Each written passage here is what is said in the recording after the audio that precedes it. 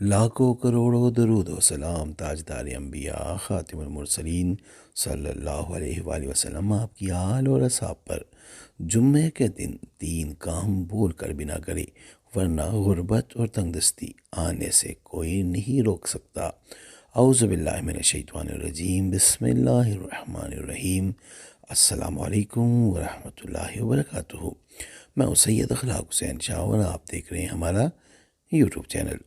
حضرت ابو داؤد رضی اللہ تعالیٰ عنہ بیان کرتے ہیں کہ رسول پاک صلی اللہ علیہ وآلہ وسلم نے ارشاد فرمایا، جمعہ کے دن مجھ پر کثرت سے درود پڑھا کرو، وہ یوم شہود ہے جس میں فرشتے حاضر ہوتے ہیں، اور جو شخص بھی مجھ پر درود پڑھتا ہے تو فارغ ہونے سے پہلے ہی اس کا درود مجھ پر پیش کیا جاتا ہے۔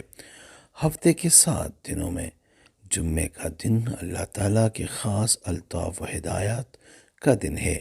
میں نبی کریم صلی اللہ علیہ وآلہ وسلم نے ارشاد فرمایا، جمعہ کا دن اللہ کے ہاں سب سے عظمت والا دن ہے۔ جب جمعے کا دن آتا ہے تو فرشتے مسجد کے دروازے پر کھڑے ہو جاتے ہیں اور شروع میں آنے والوں کے نام یک کے بعد دیگرے لکھتے رہتے ہیں۔ پھر جب امام خطبے کے لیے ممبر پر جاتا ہے تو یہ فرشتے اپنے لکھنے کے دفتر لپیٹ لیتے ہیں اور خطبہ سننے میں شریک ہو جاتے ہیں۔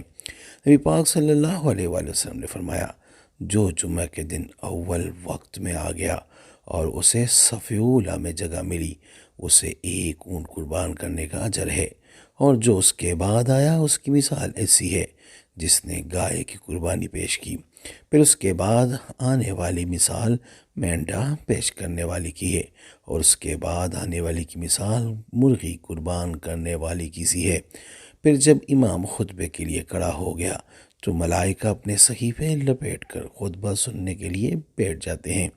حضرت عبداللہ بن عباس رضی اللہ تعالیٰ عنہ سے روایت ہے کہ رسول کریم صلی اللہ علیہ وآلہ وسلم نے ارشاد فرمایا، جو شخص بغیر کسی مجبوری کے جمعے کی نماز چھوڑے گا وہ اللہ تعالیٰ کے دفتر میں منافق لکھا جائے گا۔ اس دن نیکی کے درجات جہاں بڑھ جاتے ہیں، اس کے ساتھ گناہوں کی نحوست بھی کافی بڑھ جاتی ہے۔ جمعہ مبارک کے دن کچھ ایسے گناہ جن کے کرنے سے انسان پر روزی کے دروازے بند ہو جاتے ہیں اور ان پر پریشانیوں کے پہاڑ نازل ہوتے ہیں، اور سب سے بڑھ کر گھر میں بے برکتی پیدا ہو جاتی ہے۔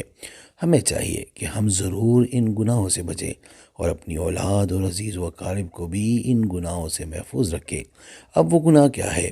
آپ نے اکثر دیکھا ہوگا کہ جمعہ کے روز جو دوسری اذان ہوتی ہے، جو نماز کے لیے دی جاتی ہے، اس وقت بہت سارے لوگ کام کاج میں مصروف رہتے ہیں اور جمعہ کی فضیلت کو جانتے ہوئے یہ انجام دیتے ہیں اور یہ انجام دیتے ہوئے گزار دیتے ہیں۔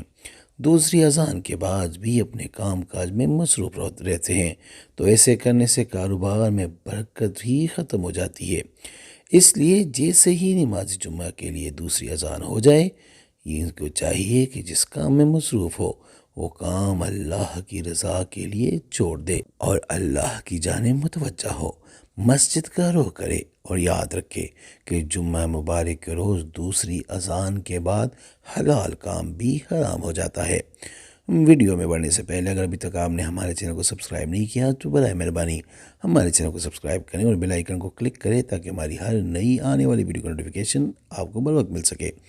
اگلا وہ کام ہے کہ بعض افراد نافرمانی کے کاموں کو جمعہ کے دن عبادت سمجھ کر کرتے ہیں، جیسا کہ بعض اعمال نظافت خیال کرتے ہوئے داڑھی کاٹتے ہیں۔ داڑھی رکھنا واجب ہے، اس کی کم سے کم مقدار 1 مشت ہے، یعنی 1 مشطوے داڑھی رکھنی چاہیے۔ داڑھی رکھنا واجب ہے، کم از کم اس کی مقدار 1 مشت یعنی 1 مٹھی یعنی 1 مشت ہونے سے پہلے کاٹنا گناہ کبیرہ ہے۔ ائمہ 4 کے نزدیک یہ حکم متفق علیہ ہے۔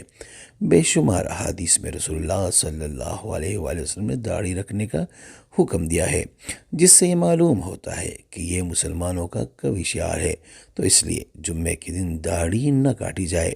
اور اسی طرح تیسرا گناہ یہ ہے کہ ہم اپنی مرضی سے کہیں نہ کہیں مسجد میں جا کے بیٹھ جاتے ہیں۔